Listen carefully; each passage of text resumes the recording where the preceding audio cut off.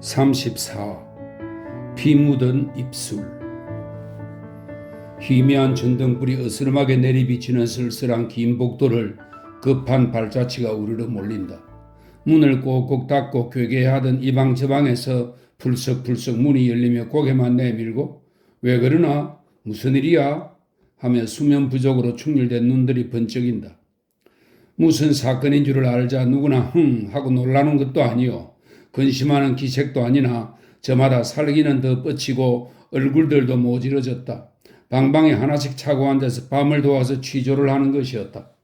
금천부장은 부하들의 보고를 듣고 나서 한 사람에게는 당자를 이리로 데려오라고 명하고 한 부하에게는 의사에게 곧 오도록 전화를 걸라고 지휘하였다.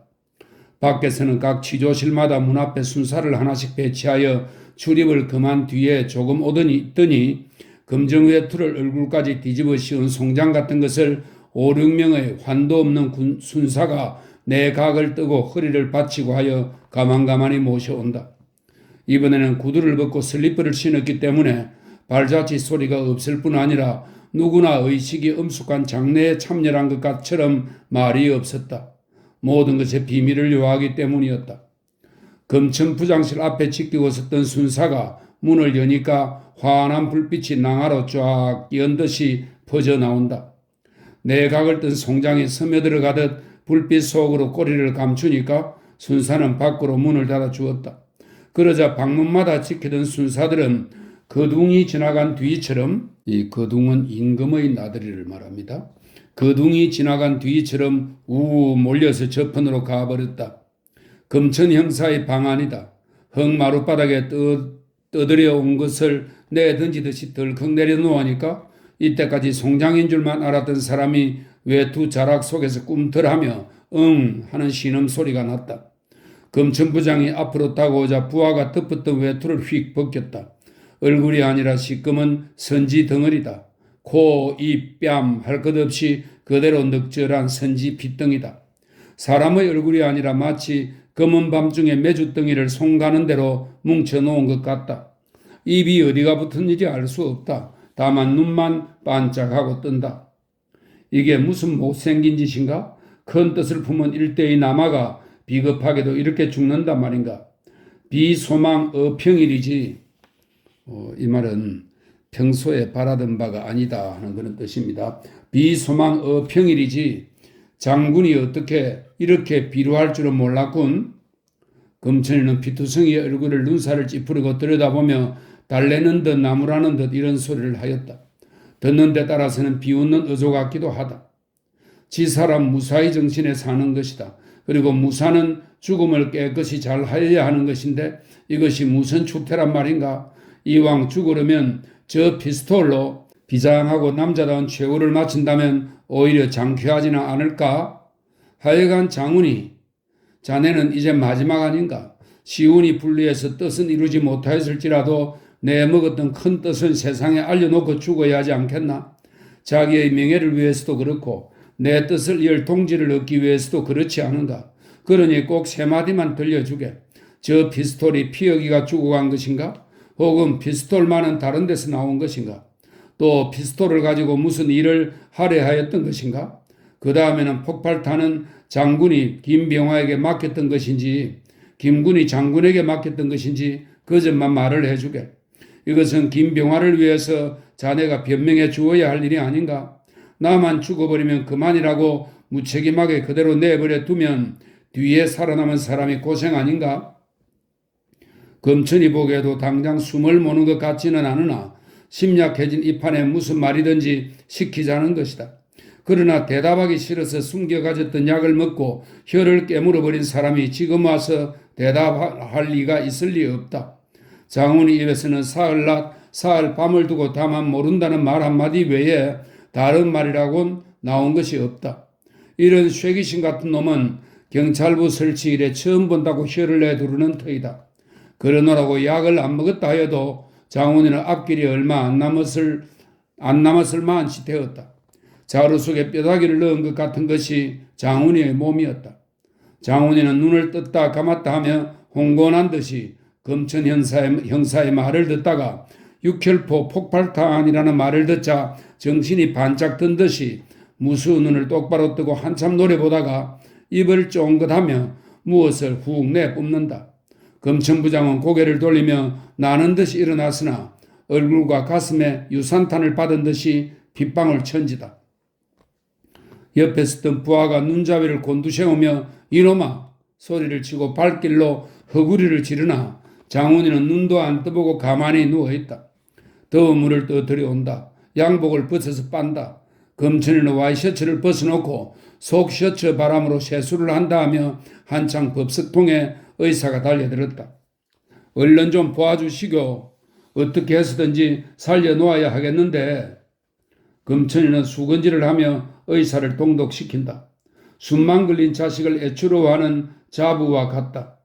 의사는 이런 경우를 하도 많이 보았는지라 유도군이 제 손으로 죽여놓고 제 손으로 소위 화를 넣어서 살리는 그런 종류의 사실 이러니만 생각하고 우선 맥을 짚어보려다가 무엇인지 독약을 제 손으로 먹었다는 말에 다수 놀라면서 무언데 어디서 났길래 먹은 지가 오랜가요? 하고 좀 서두르기 시작한다. 그럼 이 피도 독약 때문에? 아니요. 그건 혀를 끊기 때문에. 의사는 갓 잡은 쇠물이나 뒹굴리듯이 피에 디바를 한 머리를 주무르면서 무지스럽게 입을 삐개고 혀를 빼내어 만져보더니 서너 군데 몹시 찢어지기는 했어도 끊어지지는 않았군 하고 혼자 소리를 한다. 경의 모친의 친정조카 경의 외소촌 오라비 두 놈의 입에서 피어기가 왔던 것, 피어기가 떠날 때 저희들 손으로 머리를 깎아준 것까지 알게 되자 일시에 경애와 병화가 죽을 고비를 여러 번 넘겼으나 모든 것은 장훈이에게로 몰아붙여 버렸다. 경애는 위협이 무서워서 병화를 진군해 주었으나 때마침 연애 관계가 시작되어가는 판이었으므로 병화가 직접 관계하는 것이 무섭고 또 병화도 그런 데서 이제는 발을 빼려 하던 판이기 때문에 서로 의논하고 또 한 다리를 넘겨서 소개해 준 것이 장훈이라고 주장하였다. 장훈이에게 둘이 다 얻어맞은 것도 장훈이를 피어기에게 소개만 하여주고 저희들은 발을 쏙 빼어버린 것과 자기의 비밀을 탄로시켜서 일에 방해가 될까 보아 미리 제독을 주느라고 그런 것이라고 변명하였다. 어쨌든 경애나 병화나 무엇라고 꾸며대든지 조금도 외착이 날 염려는 없었다. 언제 무슨 일을 당하든지 자네 편할 대로 대답을 해두게. 나는 어느 지경에를 가든지 벙어리가 되거나 정급하면 이렇게 할 테니 하고 장훈이는 제 모가지에 손가락으로 금을 그어 보인 일이 있었다. 병화와 경애는 미리부터 입을 모아도 두었지만 장훈이를 절대로 믿는 것이다. 사실 장훈이는 제 말대로 하고 말았다. 만주방면에서 들어왔다가 나간 친구에게 실없이 얻어두었던 코카인, 그것이 장훈이의 목숨을 빼앗으리라는 것은 자기도 생각지 못하였던 일이다. 장훈이는 그 코카인을 종이에 싸서 양복 조끼 주머니에 넣어두었다. 그것이 어느 덧주머니 바대에 미어져서 속으로 들어가 버렸다. 안과 거죽새로 떨어져서 옆구리의 도령깨에 쳐져 있었던 것이다. 장훈이를 처음 유치장에 넣을 때 당번 순사는 물론 주머니 세간을 모조리 뺏었지만 이것만은 손에 만질 리가 없었다. 당자 역시 잊어버렸다. 그러나 사흘 낮 사흘 밤을 두고 죽을 공경을 치르고 나니까 졸립다는 것보다도 아프다는 것보다도 죽고 싶다는 생각뿐이다. 평시에 먹었던 마음, 병화에게 일러둔 말이 머리에 떠올라오면서 누가 일러준 듯이 생각나는 것은 언제인가 얻어서 주머니에 넣고 다니며 심심하면 꺼내어 친구들에게 보이고 냄새를 맡고 하던 코카인이다. 그러나 어쨌든 생각이 안 났다. 언제부터인지 눈에 안 띄었으나 얻다가 집어둔 생각도 안 난다. 잃어버렸는지도 모르겠으나 또 생각나는 것은 조끼 끝에 무엇인지 종이 부스러기 같은 것이 들어가서 만지작거리는 것이다. 호주머니 속에 열팔을 하여서 연필 끄트머리고 동전푼이고 넣으면 새어 들어가기 때문에 그것도 아마 코 풀려고 가지고 다니던 원고지 부스러기려니 하고 신지무위해 버렸던 그것이 생각났다. 만져보니 여전히 손에 만져졌다. 탈옥수가 새꼬챙이나 얻은 듯이 반가웠다. 장원이는 입은 채 조끼 안을 쭉 찢었다. 미어지도록 달아빠진 헝겊 조각은 손을 대기가 무섭게 발발 나갔다. 손에는 종이 봉지가 묻어나왔다. 이것을 들고 보니 꺼내기 전에 반기던 것과는 딴판이다. 용기가 줄었다. 절망과 공포가 아찔하고 눈앞을 스쳐가는 것 같았다. 지금 죽어? 그러나 그 뒤에는 이런 생각을 하다가 못생긴 생각도 한다고 혼자 나무랐다. 쓸데있는 당면한 일은 생각이 안 나고 쓸데없는 죽은 뒤의 일은 무엇하자고 생각하는가 하고 혼자 화를 버럭 내었다. 내가 지금 죽기로 비겁하다고 취소를 받을 리는 없는 일이다. 고 또다시 생각하였다. 당장 고통을 견디지 못해서 죽는 것은 아니다. 몇십 명의 숨은 동지를 대신해서 죽는다는 것도 말이 아니다. 그들 개인이나 그들의 가족을 고통과 불행에서 건져주려는 그따위 희생적 정신이란 것은 미안하나마 내게 없다. 나는 다만 조그만 시험관 하나를 죽음으로 지킬 따름이다. 그 시험관은 자기네 일의 결정적 운명을 좌우하는 것이요. 지금 또 이 시각도 몇몇 우수한 과학적 두뇌를 가진 동지들이 머리를 싸매고 모여 앉아서 연구를 계속하는 것이다. 이 연구와 실험도 미구 불운에 성공할 것이다. 이것을 죽음으로 지켜주는 것이 지금 와서는 나의 거룩한 천직이다. 그것 하나만으로도 내 죽음은 값이 있는 것이다. 그러나 그 시험관의 결과를 못 보는 것만은 천추의 유한이다. 하지만 그 역시 내 눈으로 보자는 것도 아니었다. 어차피 성불승간에 그 시험감과 함께 이 몸도 없어질 것은 벌써 각오하였던 것이 아닌가. 장훈이는 저녁밥을 먹고 나서 물을 마실 때 위산이나 먹듯이 코카인을 떨어뜨려 버렸다. 혀를 깨문 것은 계획하였던 바도 아니오. 자기도 의식 있어 한 노릇이 아니었다. 이날 새벽에 장훈이는 27세의 일생을 마쳤다. 마지막 글입니다. 35. 석방. 아버지, 그 명함 가지셨어요? 어서 나가야 할 텐데 명함이 있어야지요. 나는 나가지만 이 필순이 나갔어요. 좀 만나게 해주세요. 때리지는 마세요. 그 여자가 아무 죄도 없는 것은 나도 알아요. 피스톨이요? 몰라요. 미안합니다. 고맙습니다. 병이 나면 집으로 가도 좋지요? 병인은 이런 헛소리를 연급히 주워 섬기다가 눈을 번쩍 뜨고 휘휘 돌려다보고는 다시 잠이 스르르 들면서 또 헛소리를 생시보다도 더 또렷하게 되풀이를 하는 것이다. 듣기는 경찰부에서 독감이 도진 것을 참고 지냈다. 병을 감추어 가며 참고 있었다. 약을 사다 달라거나 하면 병 핑변화하려고 엄살하는 듯이 알 것 같아서 도리어 내색도 보이지 않고 지내왔다.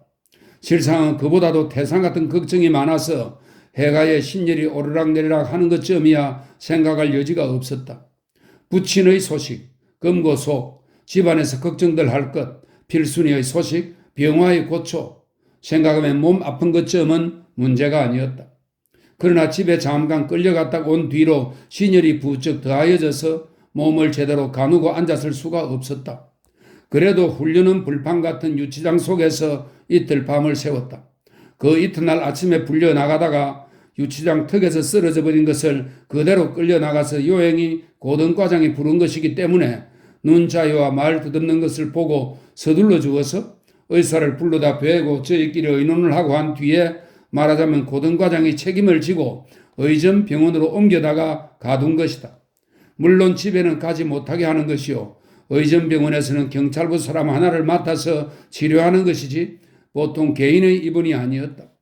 그렇기 때문에 형사는 육장 하나가 와서 머리맡에 지키고 앉았는 것이다. 그 외에는 모친과 아내가 마주 지키고 앉았을 뿐이요. 아무에게도 면회를 불허하였다. 필순이의 부모가 한 병원 속에 있고 필순이 모친이 어제야 소식을 듣고 찾아왔건만 만나 보이지 않았다. 고식도 그때만은 형사가 고마웠다. 재산 다 없어져서 도리어 시원해요, 어머니. 그래는 나앉지 않게 할 테니 염려 마세요. 이런 소리도 생시에 수작하듯이 영절스럽게 한다. 모친은 병인을 흔들었다. 그러나 꿈과 열 속에서 헤매는 병인은 제풀에 눈이 떨어질 때나 떠보았지 죽은 사람이나 다름없었다. 아내는 이렇다 저렇다 말이 없이 벌써 사흘 동안을 앉은 자리에 형사와 비스듬히 꼭 붙어 앉아서 시중을 들고 간호를 하는 것이다. 매무시 하나 고쳐매는 일이 없고 세수 하나 똑똑히 하지 못하였다. 시어머니가 바꾸어가며 자라고 하여야 꼬박꼬박 졸기는 하여도 발베개를 한번 하고 누워본 일이 없다. 아이는 이제는 젖떨어졌으니까 암 죽이고 무고 먹여서 보아달라고 맡겨놓고 와서 사흘 동안 그림자도 못 보았어야 보고 싶지도 않다. 다만 병인 하나 외에는 하늘이 무너져도 눈 하나 깜짝할 일이라고는 없다고 일심정력을 병인의 숨소리와 검온기에 모으고 있는 것이다. 오늘은 시어머니는 쉬러 가고 친정 모친이 와서 같이 밤을 새워줄 모양이다.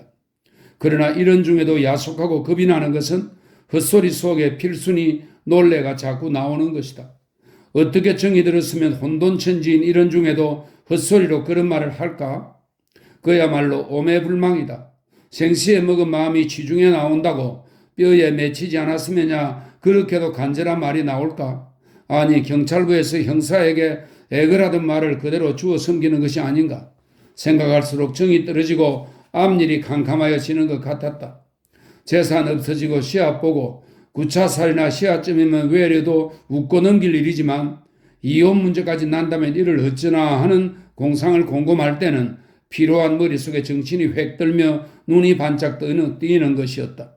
그러나 이것이야말로 꿈속 같은 일이요. 설사 그런 일이 닥쳐온다기로 지금 당장 생사가 왔다 갔다 하는 병인 앞에서 이게 무슨 주책 없는 객적은 망상이라 싶어 자기 마음을 나무라 보았다. 아니다. 우리 남편만은 양반의 집 점잖은 장손으로 설마 이렇게 위안하려 하였다. 그래도 사흘날 지나니까 침대 발치에 걸어놓은 정세표에 분홍 연필로 그어 나가는 줄이 차차 내려가고 하루에도 몇 번씩 올랐다 내렸다 하던 산봉우리 같은 것의 청하가 적어지고 잔잔한 물결같이 그려 나가게 되었다. 간호부들도 이제는 마음 놓았다고 내일같이 기쁘들 하였다. 독감이란 속병이 아니니까 다른 정체를 끼지 않고 나으려면 금시다. 그렇게 무섭게 앓던 사람이 열이 내리기 시작하니까 닷새 엿새 만에는 기동을 하여 일어나 앉게 되고 곡기를 뚝 끊었던 사람이 우유만이라도 목구멍에 넘어가게 되었다. 집안 사람들은 고맙기는 하나 속히 낫는 것도 반갑지 않았다. 죽으면 데려갈 사자처럼 머리맡에 지키고 앉았던 형사에게 살려놓아도 또 빼앗길 것이 겁이 나서 병인이 이만한 분수로만 좀 더 오래 끌었으면 좋겠다고들 생각하였다. 이제 마음을 놓게 되었어도 보시다시피 원체 약한 애가 앓으며 불려가서 그 모양이 되어왔습니다. 이번에는 훨씬 소복이 될 때까지 참아주시도록 어려우시지만 말씀 좀 잘해주세요. 모친이 입으로만 간청하지 말고 두셋이 번을 깔아드는 그자들에게 10원 한 장씩이라도 담배값이나 하라고 넌저시 지어주었으면 좋았을 것을 그럴 수단도 없거니와 내 자식 죽이러 온 사자로만 보이니 무섭고 믿기만 하였다. 무엇라고 보고를 하였는지 이튿날 오후에 불시에 자동차를 가지고 데리러 왔다. 다리가 떨리고 아래가 허정거리는 사람을 인사 사정 없이 끌어다가 싣고 달아났다. 그러는 중에도 듣기는 필순이 부친의 병실에를 다녀가지고 하였으나 형사들이 듣지 않았다. 다만 간호부를 보내서 필순이 모친을 현관에 서서 불러다가 잠깐 만나보았다. 필순이 모친도 눈물을 떨어뜨리며 이 애는 잘 있어요? 하고 필순이 소식을 물어야 듣기인들 할 수 있는 일인가. 그래도 상점을 닫아버린 후 입원료에 물려서 죽을 지경이라는 것과 병인이 화에 떠서 그런지 나날이 쇠약해 간다는 소식은 알았다. 듣기는 자동차에 올라앉아서 아내를 가까이 오라 하여 정미소에 기별해서 용돈을 들여다가 그 중에서 필순이 부치는 입원료를 치러주라고 형사들만 듣게 간신히 일렀다. 댁내는 덜 좋았다. 다른 사람 같으면 앓는 사람 구원한다면 가져다가라도 바치겠지만 돈이 아까운 게 아니라 도무지 그 계집의 어머니와 일세를 어우르기가 싫었다. 뭐라든 시어머니가 위층으로 올라가며 당장 묻는다. 용돈 들여다 쓰래요. 여기까지만 대답을 하고 말려다가 만일 시치미를 떼버리면 더구나 자기 임의로만은 못할 것 같기도 해서 지금 그의 남편 입원료를 보내주래요. 하고 일러 바치고 말았다. 별소리를 이 법석통에 내 코가 석자다. 의뢰 그럴 줄 알았다. 하지만 나와서는 안 보내나요? 야단만 만나지요? 야단이 무서우냐? 그놈들 때문에 남의 자식 생병이 들어 죽게 되었는데 가외에 약값까지. 게다가 이게 모두 본인이 속삭이고 다닌 동티인데 너무 어수룩도 하다. 하루는 수원집 동티를 하고 이튿날은 영감의 동티를 하고 또 그 다음 날은 경의 동티라고 야단이더니 오늘은 필순이 동티가 되었다. 내일은 또 누구 차례일고? 범절이 분명한 시어머니 맺냐 며느리가 남편을 어려워 안 하면 꾸짖을 터인데 도리어 야단이 무서우냐고 핀잔을 준다. 어쨌든 안 보내도 시어머니 분부라면 책임은 면할 것이니 잘 되었다고 생각하는 것이다. 덕기는 경찰부에 들어가서 이번에는 사법계 순사부장에게로 갔다. 정미소는 조부 유수에 어떻게 처분하라고 씌웠던가? 젖대박이에 묻는 것이 이것이었다. 덕기는 깜짝 놀랐다. 묻는 것이 셰판인 것을 보면 그동안 부친이 잡혀와서 정미소 문제가 새로 나왔는가? 혹시 이는 부친의 행방은 여전히 몰라도 누구의 입에서 그 말이 나온 것인가? 어떻게 대답을 하여야 부친에게 유리할지 알 수 없다. 그러나 어쨌든 사실대로 유수에는 아무 말이 없었다고 대답하였다. 그럼 유언도 하실 새가 없었지요. 그러면 지금 누가 관리하는가? 내가 하지요. 부친이 달라면 주려 하였는가? 그야 적당한 때 드리려 하였지요. 조부가 부친에게 상속한다는 유서를 따로 써주었다는 말을 혹시 들은 일이 있었던가? 여기 와서 듣기는 깜짝 놀랐다. 부친이 그동안 법식을 한 것은 큰 금고 속에 있는 조부의 도장을 집어다가 그런 유서를 위조해 가지려고 그랬던 것인가 보다 하는 짐작이 들었다. 아마 그런 듯도 해요. 덕기가 부친을 싸고 도는 눈치를 보고 부장은 덕기를 입으로는 어르딱딱거리면서도 속으로 제 아비보다 낫다고 생각하였다. 되지 않게 종교가, 되지 않게 민족운동자, 상훈이가 평소부터 예수 교인이요 사회에서 끄떡대려는 위인이니만치 믿게 보던 차에 이번 일을 보니 아주 개차반이로구나 하는 멸시하는 생각이 들어서 이김에 단단히 골려주려는 것이다.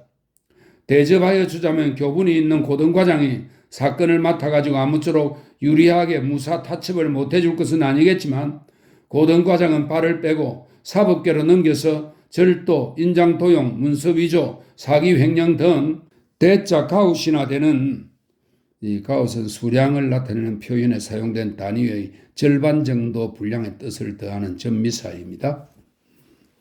대자 가웃이나 되는 기다란 죄명을 붙여서 용수를 씌울 예정이다. 형편보아서는 사건을 또 한 번 뒤집어서 그가 그런 범죄를 한 동기는 독립자금을 만들려고 한 것이라고 체면 좋게 뒤집어 씌워 줄이는 것이다.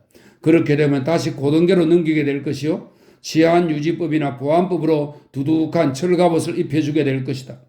사건이 고등이 되고 상등 죄명을 붙여주면서도 명예일 것이니 도리어 고마워하리라고 부장은 혼자 웃었다. 어쨌든 사건이 두세 겹쳐서 두서를 차리지 못하기 때문에 간단한 상훈이 사건부터 집어치우려는 것이다. 부장은 가방 속에서 종이 한 장을 빼내어 펴놓으며 이것이 네 필적인가? 하고 묻는다. 조부의 유서다. 네 손으로 꺼냈든지 이것을 보면 부치는 잡힌 모양이다. 다음에 또 한 장 내놓았다. 그럼 이것은? 덕기는 대답할 수 없었다. 처음의 것과 같은 날짜로 정미소를 상훈에게 준다는 역시 조부의 유서이다. 물론 필적도 같다. 조부의 필적입니다. 분명히 대답하였다.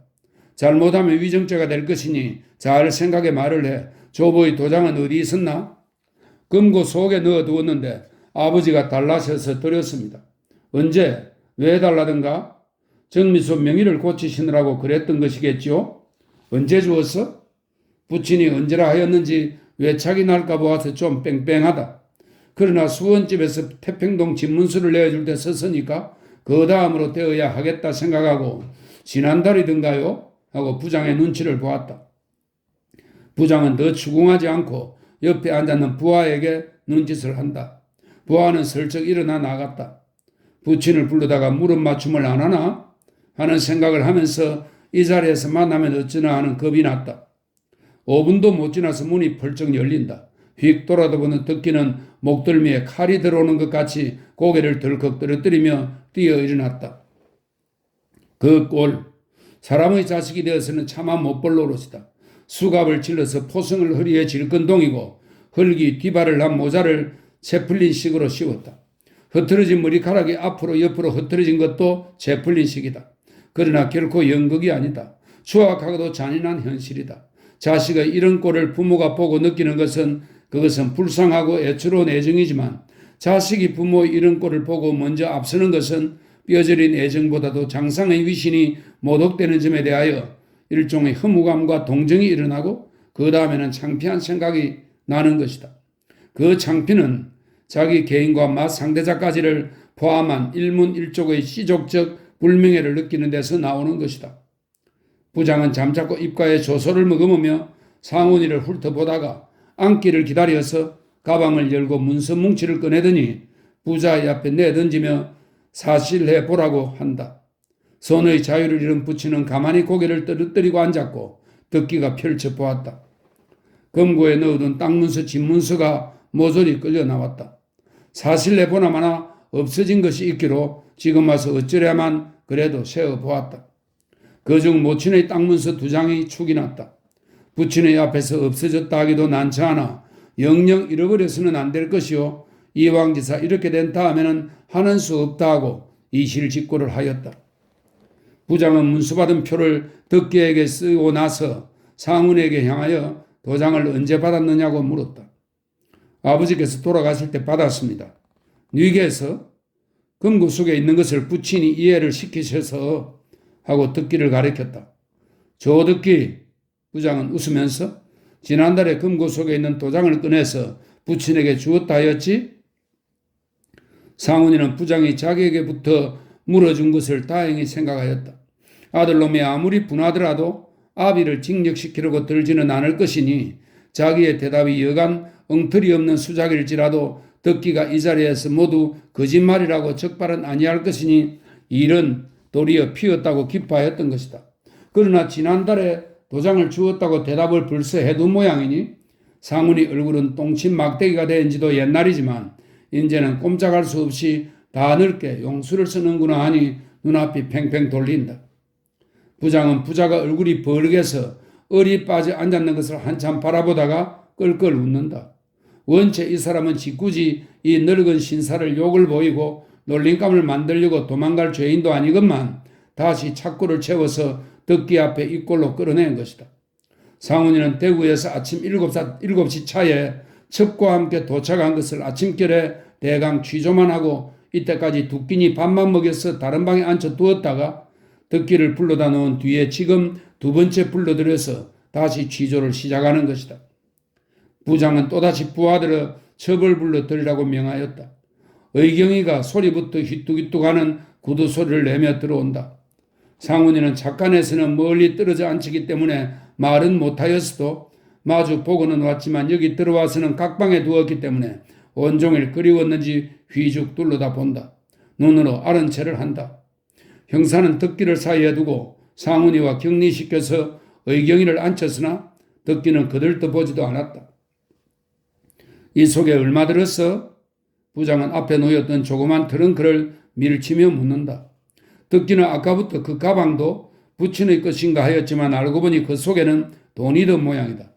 모친의 땅을 판 돈이나 잡힌 돈일 것이다. 2,300원이지요? 의경이는 조금도 겁내는 기색 없이 서슴지 않고 대답한다. 덕기는 액수가 적은 것을 듣고 잡혔구나 생각하였다. 3,500원에 잡혔다고 하지 않았나? 대구로 도망을 해서 고리대금을 쓴 것이다. 하지만 그런데 1,000원 하나는 선변 떼고 구문 주고 해서 다 쓰고 200원은 밥값 주고 용 썼지요. 부장은 압수해 두었던 열쇠를 내던지며 열고 꺼내서 세라고 명하였다.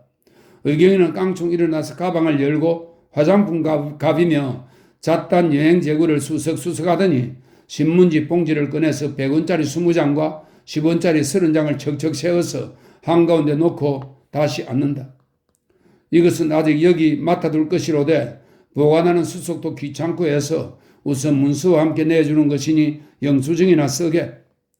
덕기가 영수증을 쓰는 동안에 부장은 의경이를 놀리는 어조로 사담처럼 문초를 한다.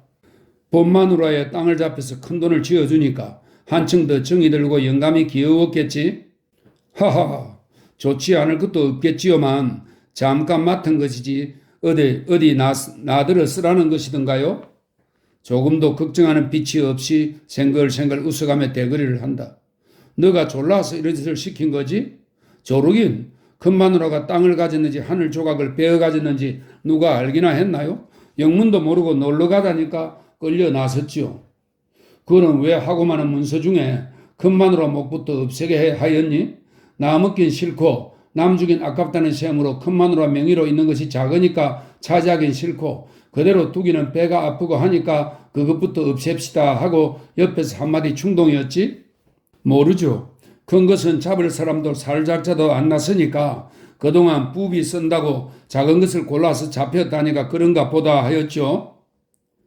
부장의 묻는 수작이 오라늑토록만 음흉하게 슬슬 돌려대는구나 하는 생각을 하며 말끝을 잡힐까 봐 정신을 바짝 차린다. 부장은 슬쩍 다시 농치면서 이왕이면 느긋한 그 속에서 큼직한 것 하나를 떼어 가질 일이지 저렇게 환기본처하는 걸 보면 분하고 아깝지? 하고 또 끌끌 웃는다. 징역하게요? 아무리면 징역 안 하나? 허허. 내가 왜 해요? 무슨 죄가 있다고? 여필 종부니까 가자면 가고 오자면 올 뿐으로 달려다닌 것까지 죄인가요? 옳은 말이야. 여필 종부에게는 남편이 감옥에 들어가면 아내도 따라 들어가야지. 허허. 하하. 지조실 안에 칼날 같은 서리는 녹고 어느덧 봄바람이 부는 듯하다. 듣기는 30분 후에 부자가 부장의 서류를 듣고 놓여 나왔다. 서류가 아니다. 짭짤한 훈계였다. 영감, 나이 몇이시오? 50은 되었겠구려? 40에 불옥이요. 50이면 지천명 아니요. 그걸 거꾸로 배우셨구려? 아들 보기 부끄럽지 않소? 부친에게는 이런 투로 나무라는 것이었다. 30이 넘은 자식 같은 새파란 젊은이에게 이런 욕을 보고 앉아있는 부친이 가엾다기보다는 밉고 분하고 절통하다. 이립진연밖에 안 되는 하고 부장은 그 능갈친 조선말로 연애 문자를 써가며 이 늙은 남봉꾼을 준절히 훈계한다.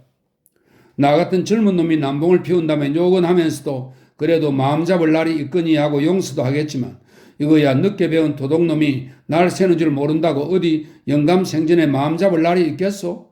여든을 먹어도 이 모양이면야 얼른 죽는 게 자손을 위하고 사회를 위하여 다행한 일이 아니겠소? 아니 원체 글을 거꾸로 배웠으니까 종심진연이 되면 이 종심진연은 이른을 이르는 말로 논어에 나오는 글입니다. 종심진연이 되면 게다가 망령도 겹쳐서 내 마음대로 하겠다고 한층 더 뛸 거 아니요? 조선이 오늘날 왜 이렇게 되었어? 모두 당신 같은 늙은이 때문이 아니요? 그 큰일 났어. 난 이 덕기군이 가엾어. 부모 때문에 얼굴을 쳐들고 세상에 나다닐 수가 없게 되었어야 이걸 어디 가서 호소를 한단 말이요? 벙어리 냉가슴 앓히지. 덕기는 쥐구멍이 있으면 들어가고 싶었다. 그러나 상훈이는 요 방자스러운 놈이 하는 분기를 떠서 나오려는 부끄러운 생각도 뉘우치는 마음도 쏙 들어가고 말았다. 욕을 보이려고 일부러 자식 앞에 놓고 개꾸짖듯 하는 것이 더 분하기는 하나 어찌하는 수 없으니까 숨만 시끈벌떡하고 앉았다. 당신네 같은 건늙은이는 세상이 거꾸로 됐다고 하지 않을 걱정은 합디다만 남봉필 젊은 놈은 마음 잡고 치사 안 하고 치가 늙은이는 남봉피는 그따위로 거꾸로 되는 세상은 그래도 불행 중 다행이요. 원체 남봉 자식이 아비 죽기를 죄이는 법이니까 이번 중독 사건도 당신의 짓이라고 우리는 인정하오? 부장은 중독 사건, 정면으로 독살 미수 사건은 수원집 일파에게 지목을 하고 그의 단서를 잡게 되었지만 이렇게 한번 딱 얼러보았다. 모두 내가 잘못이니까 그렇게 생각하시기도 용혹 무계이겠지만 결단코 그럴 리야 있겠습니까? 상훈이는 여기 와서는 아찔이라 하는 수 없이 허리를 굽히고 말을 낮추어서 애원하였다. 그럼 뭐란 말이야? 재산을 자식에게 뺏기게 되니까 그따위 천하에 무도한 짓을 한 거지? 소리를 버럭 지른다. 상훈이는 그저 죽여줍시오 하는 듯이 고개를 떨어뜨리고 앉았다. 또 이 틈을 타서 재산을 강도질이나 다름없이 훔쳐다가 팔고 잡히고 한 것은 제 죄가 무서우니까 잡히기 전에 멀리 외국으로 도망을 하여 거기서 일생을 지원차만 편안히 살려는 그런 흉악한 그런 무도한 계획이었지. 그래 처자는 알몸뚱이로 노두에 방황하더라도 나 혼자만 주식에 파묻혀서 잘 살자지만 세상이 그렇게 마음대로 되나? 천도가 무심할 리 없거든. 그건 다 공연한 말씀입니다. 그러면 뭐야? 어째 그랬단 말이야? 그 큰 돈을 만들어서 무엇에 쓰자던 생각이었단 말이야? 꼴답지 않게 독립운동 자금을 대주려고 한 게지?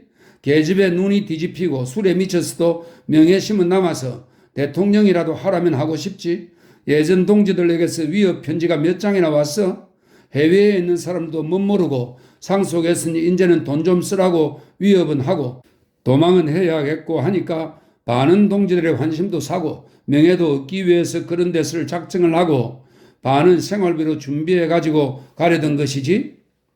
결단코 그렇지 않아요. 자세한 이야기를 차차 하죠. 잔소리 말어. 여기서는 조사가 다 되어 있으니까 무슨 소리를 꾸며대야 소용없어. 이렇게 얼러대다가 이제는 정말 취조를 개시하려는지 상훈이만 남기고 덕기들은 집으로 나가 있으라 하고 의경이는 유치장으로 넣어버렸다. 덕기는 병화 등의 공산당 사건, 독살 사건, 상훈이 사건 등 어느 데나 관계가 깊으나 범죄 사실은 하나도 나타난 것이 없고 더욱이 병중이니까 특히 내보내서 정량을 하게 하는 것이나 수시로 필요한 때 부를 것이니 서울을 떠나지 말라고 일러 내보냈다. 덕기는 경찰부에서 나오는 길로 턱 떨어놓은 것이 닷새만에야 좀 변하여졌다. 이번에는 독감이 다시 촉상을 한 데다가 촉상은 장기훈의 몸에다 병이 일어나는 것입니다. 독감이 다시 촉상을 한 데다가 몸살과 심화가 겹쳐서 전에 못지않게 호독갑스럽게, 이것은 야단스럽다는 뜻입니다. 호독갑스럽게 앓은 것이다. 정신이 맑아가니까 경찰부 속 소식이 궁금해서 못 견딜 지경이다. 아버지 어떻게 되셨는지 소식 있어?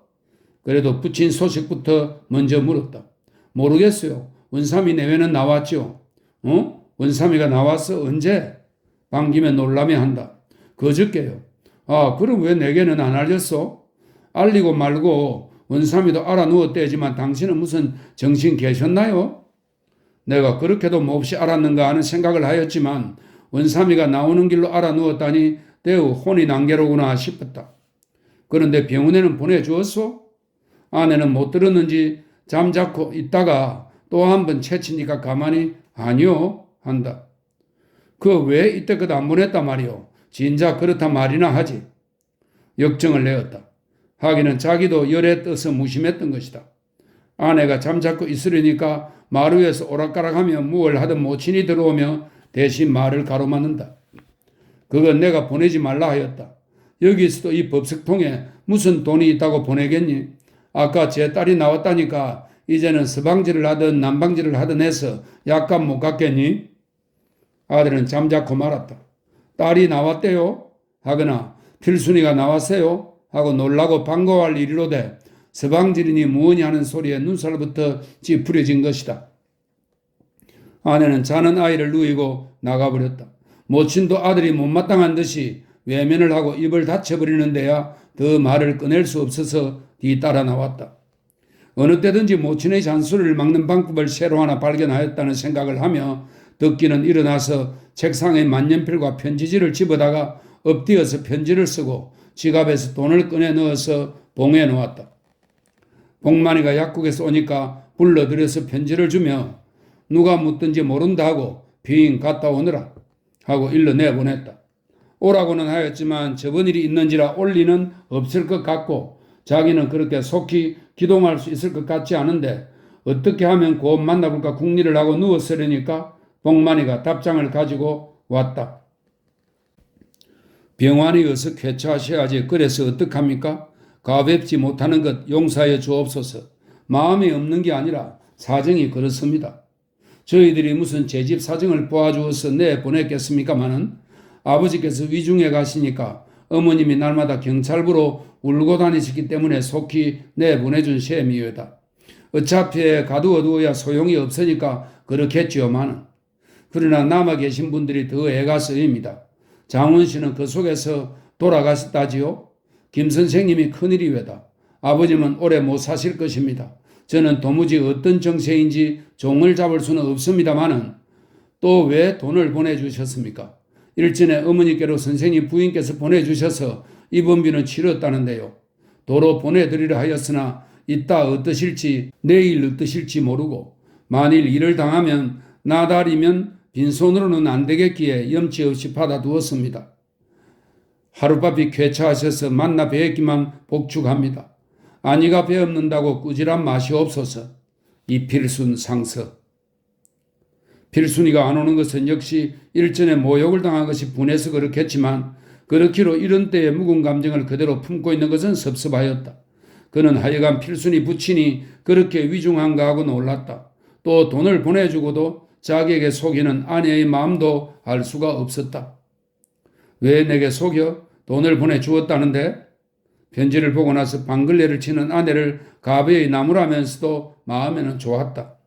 아내는 건너방 쪽으로 눈짓을 하며 떠들지 말라는 표시를 한다.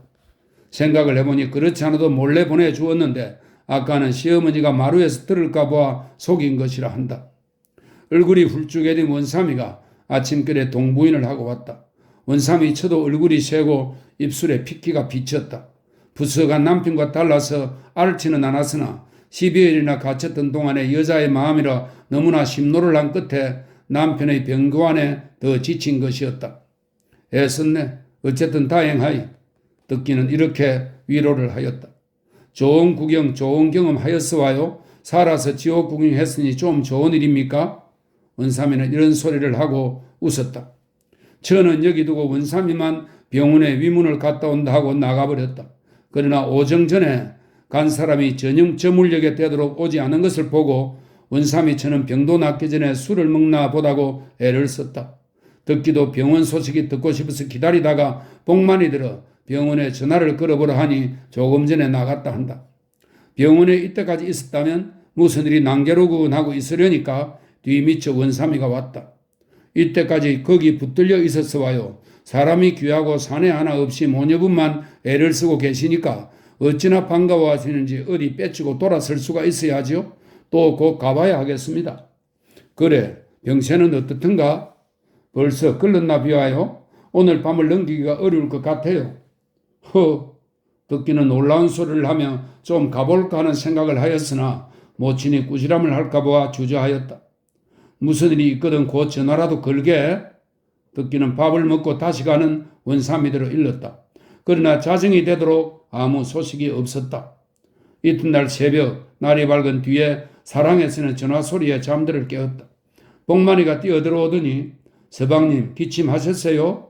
하는 소리가 마루 앞에서 난다. 왜 그러니? 듣기는 소스라쳐 일어났다. 병원에서 전화가 왔습니다. 돌아가셨답니다. 듣기는 불이 났게 소세를 하고 모친 모르게 도망꾼처럼 빠져나왔다. 인력거를 잡아타고 달렸지만 병원에 가보니 벌써 시체는 고관으로 옮겨다 놓았다. 필순이 모니는 듣기에게 좌우로 매달리다시피 하며 울었다. 장사하는 비용 관계도 있고 시체는 집으로 안 들어간다고 하여 거기서 우물쭈물 내가리는 것을 그래도 그렇지 않다고 듣기가 우겨서 집으로 옮겨가게 하였다. 2,300원 장비는 자기가 내놓을 작정이다. 그러면서도 듣기는 자기 부친이 경혜 부친의 장사를 지내주던 생각을 하며 자기네들도 그와 같은 운명에 지배되는가 하는 이상한 생각이 들지 않을 수 없었다. 필순이만은 잠가둔 집을 열고 쓸고 하러 한 걸음 먼저 효자동으로 갔다. 12여일을 비워놓았던 집이라 쑥 들어서니 찬바람이 훅 끼치고 가게에 놓인 채소며 과일들은 꽁꽁 얼어 비틀어져서 먼지가 켜켜이 앉았다. 파출소로 불려가던 때가 벌써 몇몇 해나 된 듯 싶건만 무엇을 보나 그때 그대로 놓인 것이 신기하고도 눈물을 자아내었다. 부엌에 들어가서 먼지가 뽀얗게 앉은 소뚜껑을 열어보니 그날 저녁 때 지어놓고 나간 밥이 그대로 얼어붙어 있다. 필순이는 혼자 목을 놓고 울었다. 시체를 침대차로 옮겨오니 안면에는 형사들이 호위하듯이 따라왔다. 병원에서 미리 약속이 있어서 기별을 해준 모양 같다. 듣기가 경찰부 소식을 물으니까 부친의 사건과 서조모들의 사건은 불원강 검사국으로 넘어가게 되겠지만 김병화 사건은 폭탄의 출처 때문에 아직도 끌리라는 말눈치였다. 폭탄은 실험해본 결과 놀랄만한 위력을 가진 것인데 외국에서 들어온 것 같지 않은 특수성을 띈 것이 더욱 의문이라 한다. 네, 염상섭의 장편소설 3대 여기까지입니다.